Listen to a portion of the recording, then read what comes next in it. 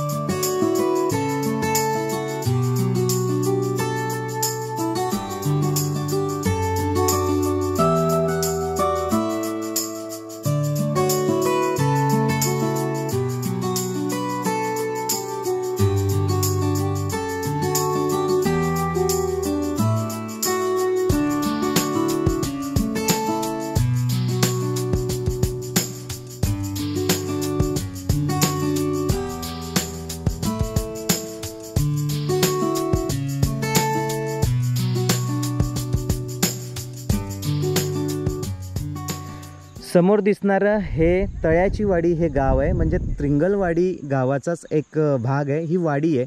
आणि या तळ्याच्या वाडीमध्ये येणारा रस्ता हा पुढे आपल्याला गडावर घेऊन जातो। हा धुक्यात हरवलेला त्रिंगलवाडी गड आहे। रस्त्यावरच आपण गाडी पार्क करू शकतो किंवा थोडंसं जर पुढे गेला तर पार्किंगची व्यवस्था आहे। पण आपल्याला या रस्त्याने जायचं आहे म्हणून गाडी अगदी रस्त्याच्या कडेला सेफ जागी पार्क केलेले आणि आत्ता आपण गडाकडे आगेकूच करणार आहोत।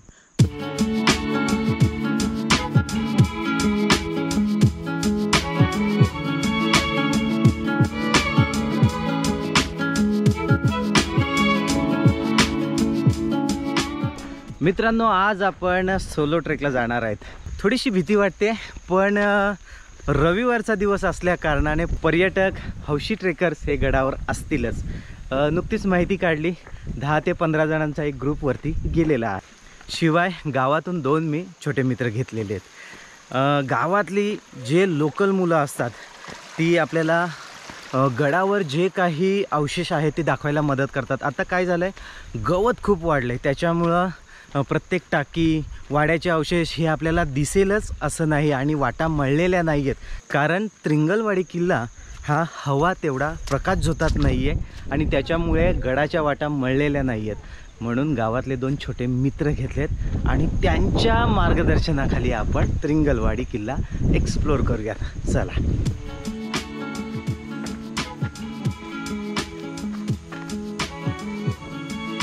वाटेवरून चालताना एक 5 मिनिटाचा रस्ता पुढे चालून आलो की एका झाडाच्या खाली एक सतीशिळा बघायला मिळते। शिवाची उपासक असलेली ही स्त्री शिवलिंगाची आणि महादेवाची पूजा करताना इथे दाखवली आहे।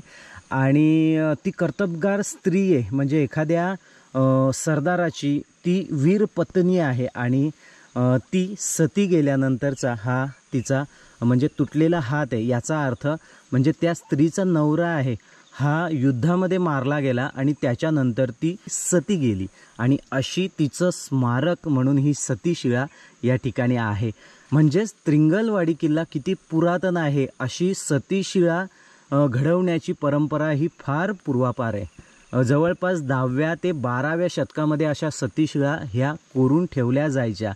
या सतीशिळेवरून आपण अंदाज लावू शकतो की किल्ला किती प्राचीन आणि पुरातन आहे तो।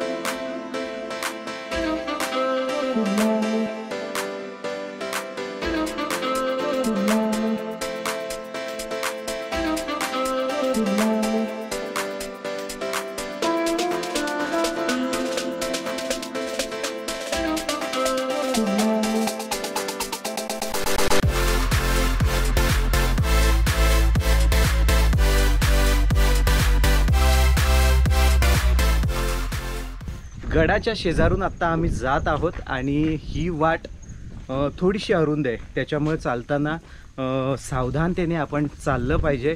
सध्या धुक्याचं वातावरण झालेलं आहे, धुकं खूप आलेलं आहे, पण अधूनमधून रिमझिम पाऊसही बरसतोय. पाऊस पडून जाईल आणि धुकं क्लिअर होईल. जेव्हा आपण टॉपवर पोचू तेव्हा खऱ्या अर्थाने आपल्याला धुकं जाण्याची गरज आपल्याला आहे.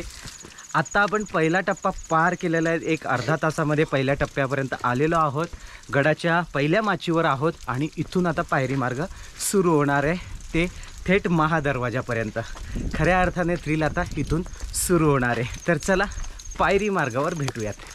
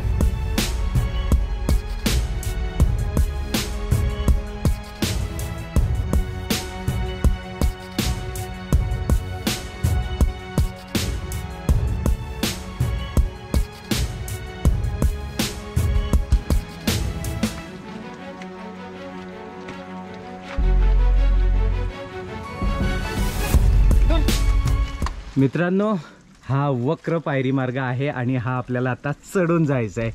मनास थोडंसं धस्स होत आहे, कारण पायऱ्या चिकट झालेल्या आहेत आणि खूप खर दिसतंय, पण जावं लागेल, चढायचं आहे. हा थ्रिल आपल्याला अनुभवायचा आहे.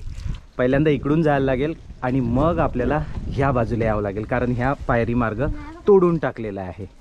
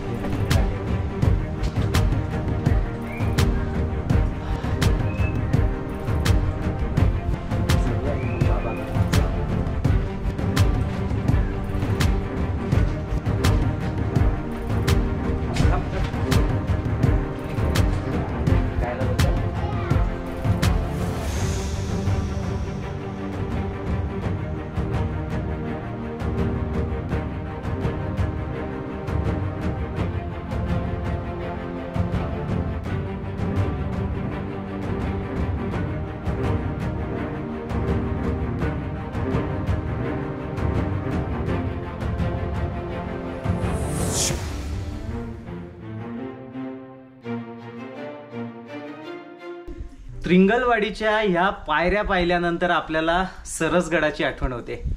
अगदी हुबेहूब याच पद्धतीने 96 पायरी मार्ग हा सरसगडावर आहे. तसा सेम पायरी मार्ग त्रिंगलवाडीवर कोरण्यात आलेला आहे आणि खूप डीप आहे, खोल आहे. तर माझ्या पाठीमागे आपण हा कोकण प्रांत पाहत आहात आणि इथून समस्त या पंचक्रोशीवर टेहाळणी करता येत होती. दरवाजा अतिशय सुंदर आहे, पायरी मार्ग तर त्याहून क्लास आहे. फक्त एक गोष्ट मी माझ्या दर्शकांसाठी सांगतो, आपण जर पावसाळ्यात हा ट्रेक करणार असू तर दरवेळेस सांगतो त्या पद्धतीने पायात चांगल्या म्हणजे उत्तम दर्जाचे उत्तम प्रतीचे शूज असणे खूप गरजेचे आहे. कारण हा पायरी मार्ग बघा. आता या मार्गावरून वर जात असताना आपण चपट्या मारुतींचं दर्शन घेऊयात आणि मग गडामध्ये प्रवेश करूयात.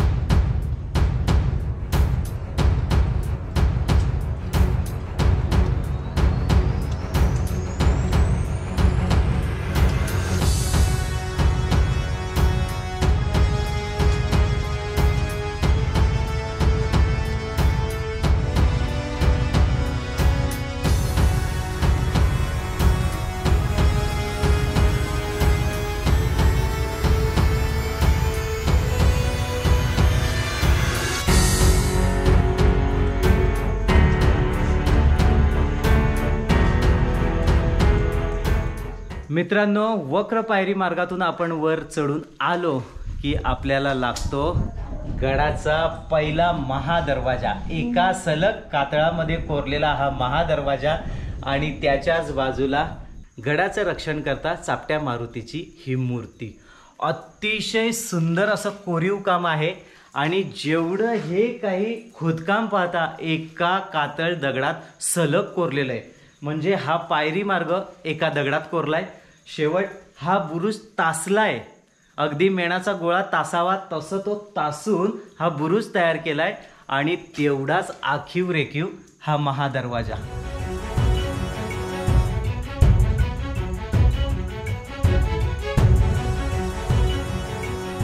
आणि मित्रांनो, या दरवाजाची निर्मिती म्हणजेच या त्रिंगलवाडी किल्ल्याची निर्मिती ही हिंदू शासकांच्या काळामध्ये झालेली आहे.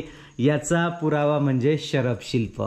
या शरभशिल्प आणि ही शुभचिन्ह ह्या महादरवाजावर कोरण्यात आलेली आहेत. याचाच अर्थ हा किल्ला हिंदू शासकांच्या राजवटीमध्ये कोरलेला आहे. आणि मुख्य गोष्ट म्हणजे या महादरवाजाचं सौंदर्य ज्यांनी वाढवलंय, प्रत्येक गड किल्ल्यावर आपल्याला बघायला मिळतात महादरवाजा हा सागली बसवण्यात आलेला आहे. हा सागली महादरवाजा सह्याद्री प्रतिष्ठान या मावळ्यांकडून बसवलेला आहे. आपण दरवेळेस त्यांना धन्यवाद देतो. या त्रिंगलवाडीच्या गडाकडूनही खूप सारे त्यांना धन्यवाद देऊयात आणि खूप खूप त्यांच्या कार्याला शुभेच्छा देऊयात. थँक्यू मित्रांनो, इतकं या महादरवाजाचं आपण सौंदर्य वाढवलंय म्हणून.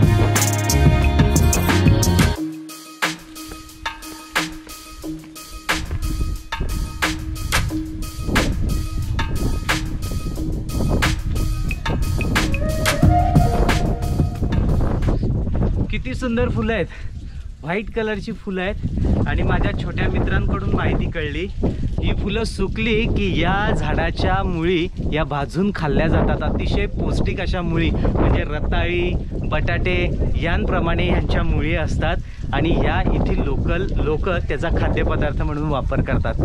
छान ना, खूप मस्त फुलं आहेत.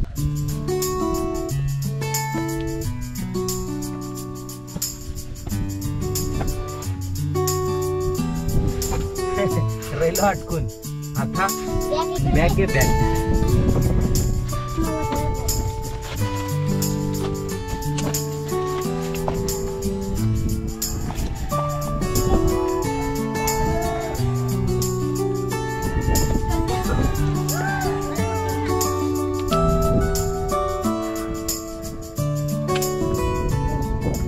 तो बघा इरफान खानचा बंगला कुठे रे? तिकडे तो.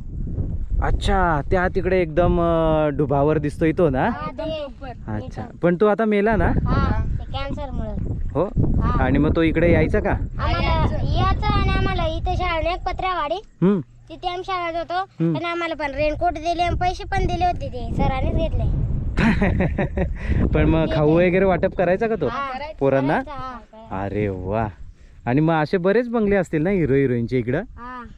बघा ना काय मंडळी परिसर आहे, समस्त परिसर हिरवाईने नटलेला आहे. डोंगर रांगा, त्या डोंगरांमध्ये वाहणारे धबधबे, डॅम आहे हा त्रिंगलवाडीचा, आणि पलीकडे कोकण प्रांत.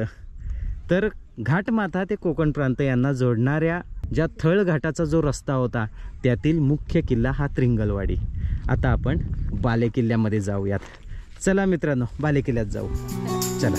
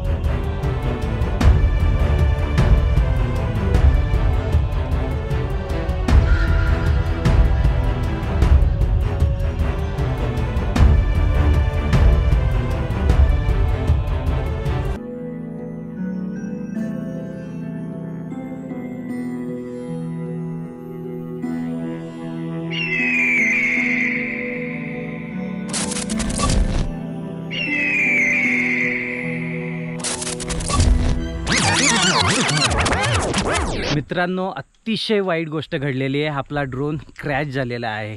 का झाला आहे काहीच कळत नाही आहे. सरळ फ्लाय होत होता आणि एक अर्धा किलोमीटर गेला आणि तो क्रॅश झाला.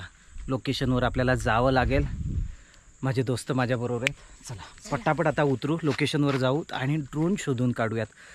खूप वाईट गोष्ट घडली आहे.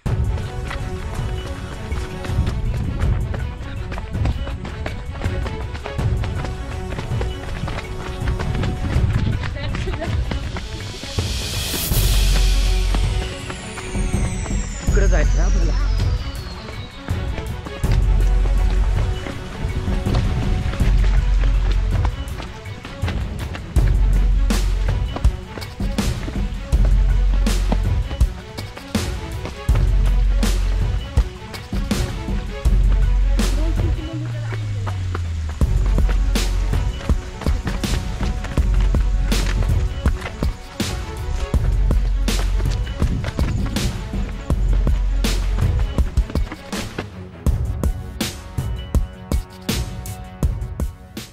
मित्रांनो, फायनली ड्रोन भेटलेला आहे.